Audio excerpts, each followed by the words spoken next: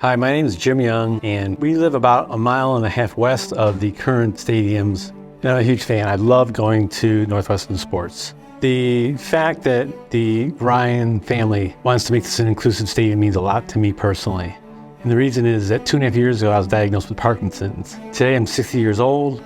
I'm fortunate in that the symptoms are still fairly moderate, but I can see into the future. And the future with Parkinson's isn't that great. And so knowing that the design of the stadium is going to be accessible for people with disabilities, but also it's made me much more aware of others with disabilities and the importance of having opportunities for them to also feel included into the events of attending a football game, a concert, a basketball game, etc. So I really appreciate what the Ryans are trying to accomplish here. I think then the bigger picture to me is, what's the impact of the entire community of Evanston? What's this going to mean? As I mentioned before, that in my Parkinson's, this is going to mean that I'm going to be able to go to football games for the next 20, 30, 40 years. This is a stadium that's going to be built that will enable people for generations to come into the future. You can argue about the assumptions, etc., but still the bottom line is that it's going to be a big boon for the community. Hopefully, we'll recognize and understand that, yes, there'll be some people who will be against the stadium, but I think that they have to realize and understand that there are a lot more people who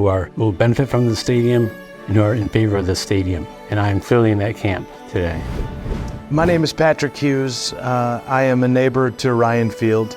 And what excites me about the stadium is the gift that the Ryans have given, particularly the piece of the attitude and messaging around inclusion for people with disabilities. The Ryans' impact on whatever they invest their money in, they always ask that we make our places more welcoming and inclusive for people with disabilities.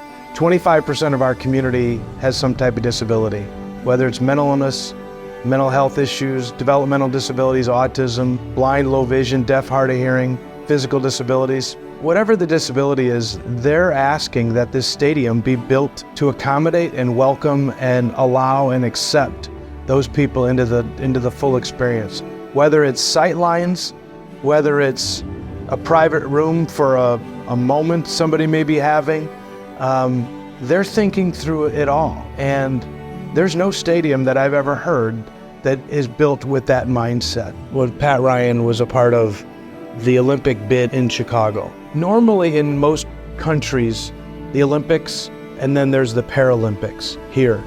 And Mr. Ryan made the Olympics and the Paralympics like this, which it normally is, hey, we have an Olympic village, hey, Paralympic people, when we're done with this, you're welcome to use it.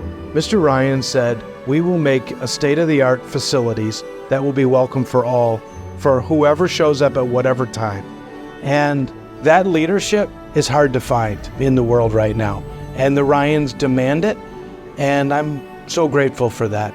As someone who's worked on disability issues since I was 19 years old, I always look for leaders who understand disability issues. The day that I graduated from college, I went to the Ryans and talked to them about the fact that people with disabilities were often isolated in communities, and is there a need to build social connections for people? And to, however many years later, be talking about a stadium being built right next to my house and the aspirations of it being the most inclusive and the most welcoming stadium in the world is really exciting. I just want to say thank you to the Ryan family for their continued push on inclusion and accessibility in the world. Everything they touch has that sort of extra level, and we could all continue to be challenged by that